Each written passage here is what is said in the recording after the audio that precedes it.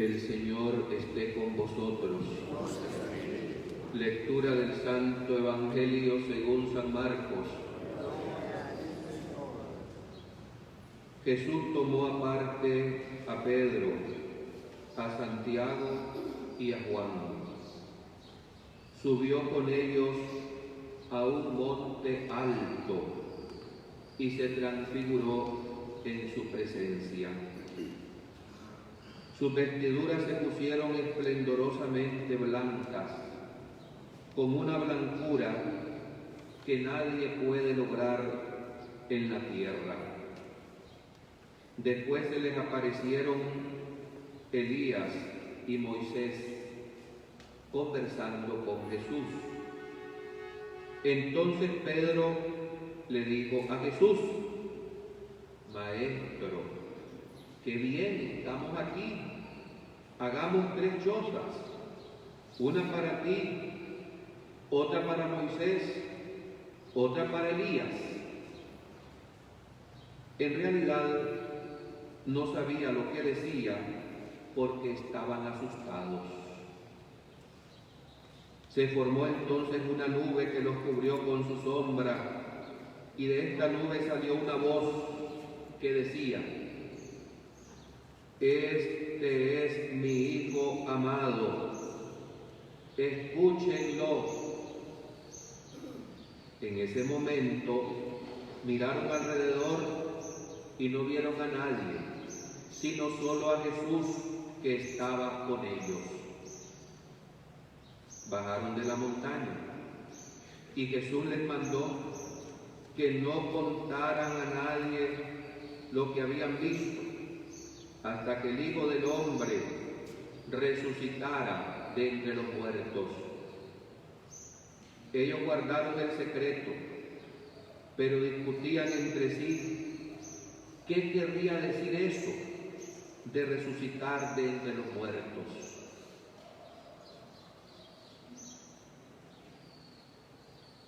Palabra del Señor. Por este santo evangelio se borren nuestros pecados.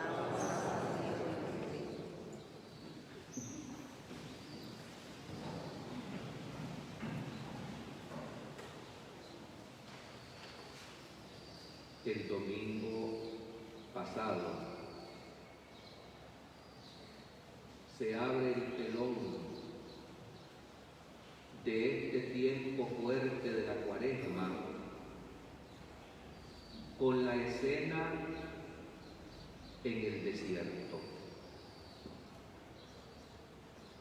Y en ese lugar que es de pruebas, de hambre, de sed, de sacrificio,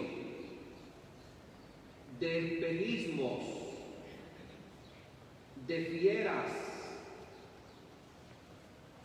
aparecía el Maestro Jesús,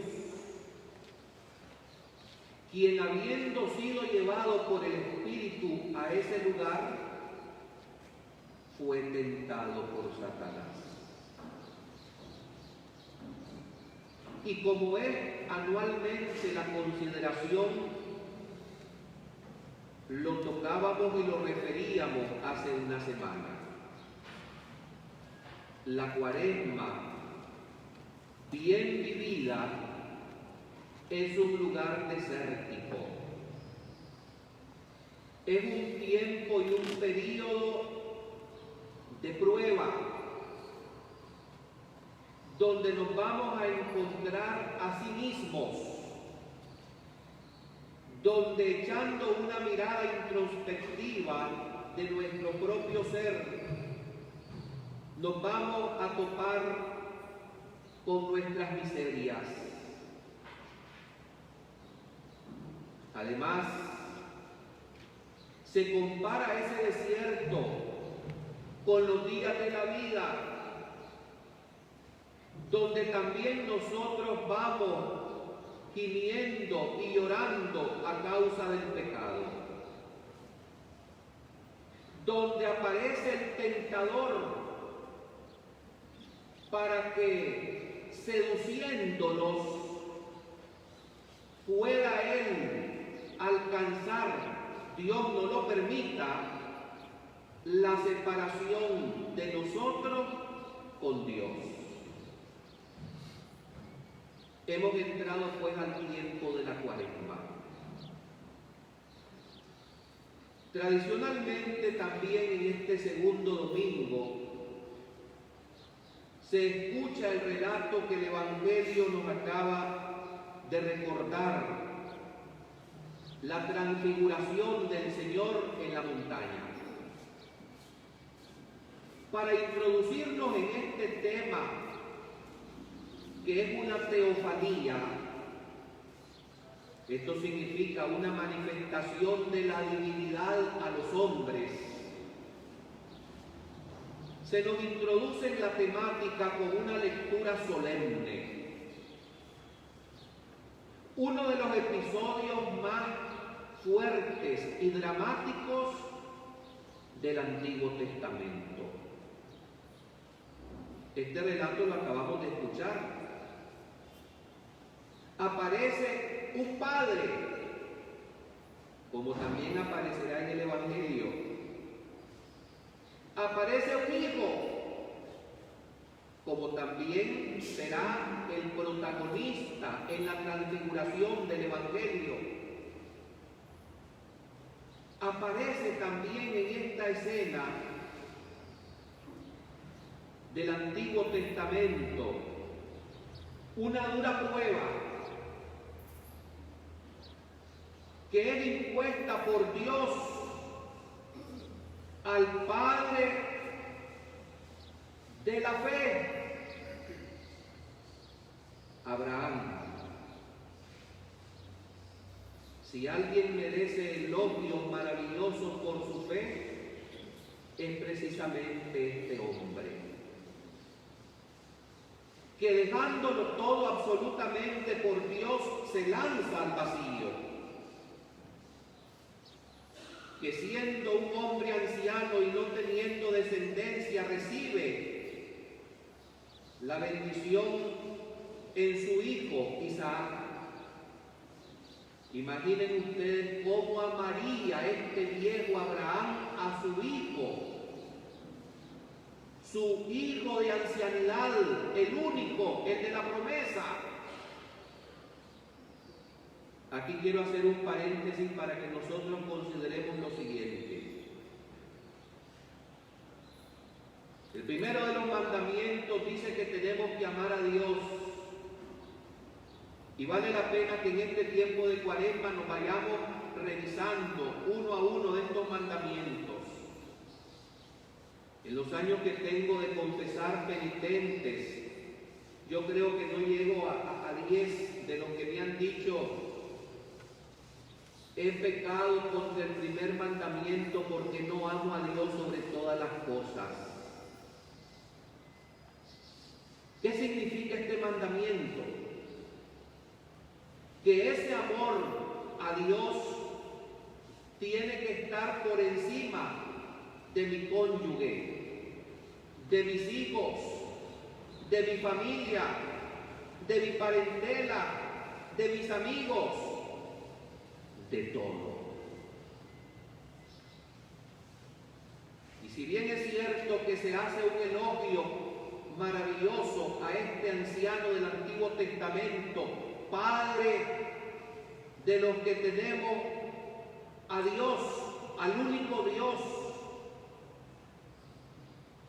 ciertamente que Abraham vence y sale victorioso en esta prueba, que pone en evidencia que ama a Dios por encima de todo. Abraham, Abraham, aquí estoy. Miren ustedes la prueba. Toma a tu hijo, sí, a tu único hijo, sube a la montaña, al monte Moria, y allí me lo vas a ofrecer en sacrificio. Seguramente este niño, que ya casi seguro entraba a la adolescencia, había sido testigo de varios sacrificios que acompañaría a su padre en el monte.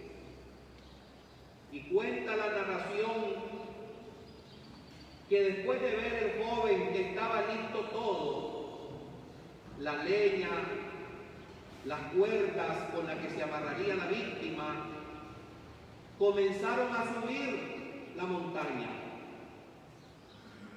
Y le preguntó a su padre: bueno, papá, ¿estamos listos para ofrecer el sacrificio a Yahvé Dios? Sí, hijo, estamos listos. ¿Dónde está la víctima? ¿Dónde está el animal que vamos a matar?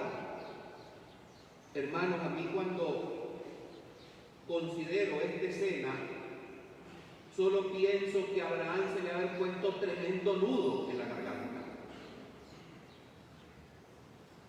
Y contesta proféticamente el anciano: Dios proveerá la víctima. Y llega el momento y comienza a atar a su hijo de sus pies y de sus manos. Arpilla la leña y lo coloca sobre ella. Hermanos, esto es fuerte. Aquel niño ha de haber estado asustadísimo. Papá, ¿qué estás haciendo?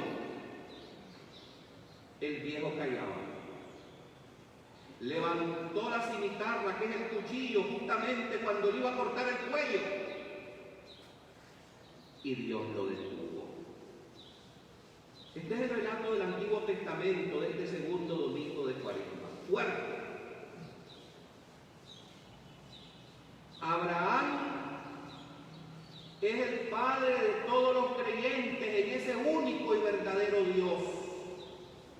Y porque no se retuvo lo que más amaba en esta vida, que era su propio hijo, Dios le bendijo con toda su descendencia. Y en esa fila de los descendientes del viejo Abraham, por supuesto que después a Jesucristo. Y en esa fila del viejo Abraham, al que se le dijo que se le multiplicaría la descendencia como las estrellas del firmamento y las arenas de las playas, está usted y estoy yo. Es el padre de las religiones monoteístas, de los judíos, el pueblo escogido por Dios del Antiguo Testamento, nuestros hermanos mayores en la fe. Este viejo Abraham, elogiado y cantado por su fe en la Sagrada Escritura, es el padre de los musulmanes. Él es el padre del hijo de Agar, de Ismael. Su hijo natural, que no siendo el de la promesa, lleva también su sangre y adora al único y verdadero Dios. Este viejo patriarca Abraham es el padre de todos los cristianos. Verdad que está cumplida la promesa y toda esta descendencia que alaba a ese único y verdadero Dios, tenemos por padre a Abraham. En esta escena, en la que me quise detener porque es dramática, fuerte, importante, está ese padre que por orden del Padre del cielo le perdonó la vida a su hijo. Subieron la montaña y en esa montaña es donde se realiza la prueba indubitable de fe de Abraham. Con este telón de fondo vamos nosotros a considerar también el Evangelio de este domingo. Un Evangelio donde también está el Padre presente. Un relato solemne que acertadamente Juan Pablo II, el Grande, lo identificó, lo llamó misterio de luz. Los testigos fueron 3: Pedro, Santiago y Juan.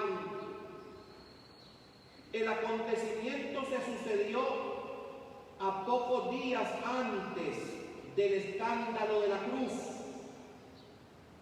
Venía el momento de la prueba para los discípulos. Miren, cuando uno está en el poder, en la riqueza, en la campaña de pensar que vas a ser importante, los amigos abundan, son así. Y voy a seguir a este porque no vaya a ser que la pegue y por lo menos me pone de embajador. Y aquí voy porque por lo menos de diputado. Los judíos, con estos esquemas equivocados terrenales, incluso los discípulos de Jesús en ese momento, estaban detrás del Mesías. Pero el Mesías que ellos estaban esperando era un Mesías triunfante según este mundo. Recordemos nosotros que cuando Jesús comienza a explicar todo lo que le va a pasar, que lo van a paliar, que lo van a flagelar, que lo van a calumniar, que lo van a patear, que lo van a escupir, que lo van a matar, ¿qué le dijo Pedro? ¿Pero qué estás hablando? Esto es imposible. Esto no te puede ocurrir a ti. Miren ustedes cómo la paradoja del Evangelio está presente en estos relatos. Y más que la paradoja en lo que acabo de citar, la antítesis del modo de pensar de Dios y el modo de pensar nosotros los hombres aquí. Sabía Jesús que iba a llegar el momento de la cruz y que se habría de cumplir aquella vieja profecía del Antiguo Testamento. Voy a herir al pastor y se van a dispersar las ovejas. En esa profecía de Zacarías se cumple justamente cuando en medio de aquel alboroto y del escándalo, cuando apresan a Jesús, se acerca aquella mujer que es nada menos que una sirvienta y le dice a Pedro: tú eres uno de ellos, tú caminabas con él. Y aquel se acobardó y dijo: mujer, ¿de qué hablas? No lo conozco. Inmediatamente cantó el gallo, como lo había anunciado Jesús. Así, cuando uno está en las malas, cuando ya estás preso, pobre, apaleado, minimizado, te vas a quedar solo. Esto mismo experimentó Jesús. Pero pongamos los ojos en el texto del Evangelio. Suben a una montaña. Siempre que va a haber un acontecimiento importante, Jesús sube al monte. Así subió también al monte Calvario. Pero en esta montaña del Tabor, Jesús se transfiguró en la presencia de sus apóstoles.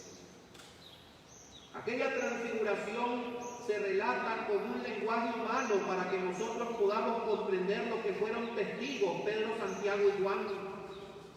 Pero aquello era tan espectacular, tan hermoso, que no hay palabras con las que se puede escribir de lo que fueron testigos estos hombres en el Tabor. Las vestiduras se volvieron blancas, relampagueantes, el rostro brillaba como el sol. Y aparecieron 2 personajes más, Moisés y Elías. Imagínense ustedes qué hacían estos dos que habían muerto siglos atrás. Es que Dios es un Dios de vivos, no es un Dios de muertos. ¿Y de qué hablaban estos 2 personajes? De lo que iba a padecer y a sufrir el Mesías de Dios. Esos personajes representan la ley y los profetas, el orgullo de los judíos. Qué bien se está aquí, por supuesto. Como no se va a estar bien, será un adelanto de pedacito de cielo. Y Jesús aquello se los regala a sus amigos para que ellos no sucumbieran ante el escarnio y el escándalo de la cruz. Subieron a la montaña. ¿Se han dado cuenta ustedes, hermanos, que en esta cuaresma estamos llamados a subir a la montaña? ¿Y para qué? ¿Y cómo es esto? En la medida en que uno se niega a sí mismo, en la medida en que uno suda, se sacrifica, se humilla, uno va subiendo y uno va a alcanzar también la gloria de la transfiguración. Ojalá que cuando termine esta cuaresma seamos transfigurados. No tendría sentido que llegada la Pascua, ustedes y yo sigamos siendo los mismos tramposos, los mismos hipócritas, los mismos guatuceros, los mismos ladrones, los mismos codiciosos. ¿Qué hicimos entonces? Nada. En este segundo domingo se nos anima para que sigamos ascendiendo. Y esto se aplica incluso en la vida terrena, hermanos. Una persona que se esfuerza, que se prepara, que estudia, que se sacrifica, esa persona llega a ser alguien en la vida. En cambio, un haraganazo, un mantenido, un sinvergüenza, permanecerá siempre así, como vergüenza de la sociedad y de su familia. Tenemos que subir la montaña. Así como los atletas que ya he referido se sacrifican para llegar a la competencia, así nosotros también en esta cuaresma debemos subir con Cristo al monte para que Él nos transfigure y nos haga criaturas nuevas. Una vez que termina esta maravillosa teofanía, porque solo Dios puede hacer esta maravilla de transfigurarse así, aquellos hombres quedaron solos y comenzaron a descender a la realidad de la vida. Venía ya cercano el momento de la dura pasión del Señor y la prueba y la criba estaba a las puertas de su vida. Pero después de esa criba y de esa prueba tremenda del Viernes Santo, llegará la gloria y la maravilla de la resurrección del Señor. Por eso el Señor les pide que guarden el secreto y les dice: no le digan esto a nadie hasta que el Hijo del Hombre haya resucitado de entre los muertos. No me voy a alargar más, solamente quiero animarnos para que confiemos en el Señor, para que esas duras pruebas que nos vienen a la vida las pensemos y las asumamos en la fe, sabiendo que por muy difícil que sea la prueba, Dios la permite para nuestro bien. Y si salimos de ella, vamos a salir victoriosos, más fuertes. Hermanos, los palos de la vida, si no nos matan, nos vacunan. ¿Qué falta hace en estos tiempos esas correcciones con autoridad de los padres de familia hacia los hijos? Donde el padre y la madre corrigen con el único fin de que medicinalmente su hijo se corrija, se componga, se entiende. Como eso hoy no se practica, el mundo está al revés. Y ahora son los patos los que le tiran a las escopetas. Esta es la tragedia actual y posmoderna que estamos viviendo hoy. El mensaje no puede variar. El que quiere celeste, que le cueste. Usted quiere cielo, tiene primero que subir la montaña y morir con Cristo en la cruz. Hermanos, si yo salgo aquí contando otra cosa y les pongo un evangelio meloso, sabroso, fácil, entonces al primero que le van a pasar la cuenta es a mí. Definitivamente. Porque lo que me toca decir es lo que está aquí, no lo que yo pueda producir para ganar adeptos y caer bien. Porque estoy llamado a predicar a Jesucristo, no mis intereses personales. Subamos a la montaña. Vamos a quedar ahí chimados, raspados, sudados, llenos de polvo, llenos de lágrimas. Pero vamos a ser transfigurados. Y una vez nosotros cambiados de criaturas viejas a criaturas nuevas, vamos a transparentar esa maravilla que es el ser realmente hijos en la fe de Abraham, hijos de este Padre que no perdonó a su único hijo, como sucedió allá en el relato del Antiguo Testamento, porque en Jesucristo se dio la muerte, y por esa muerte ignominiosa y vergonzosa de cruz, estamos llamados a ser transfigurados todos en auténticos hijos de Dios. Amén.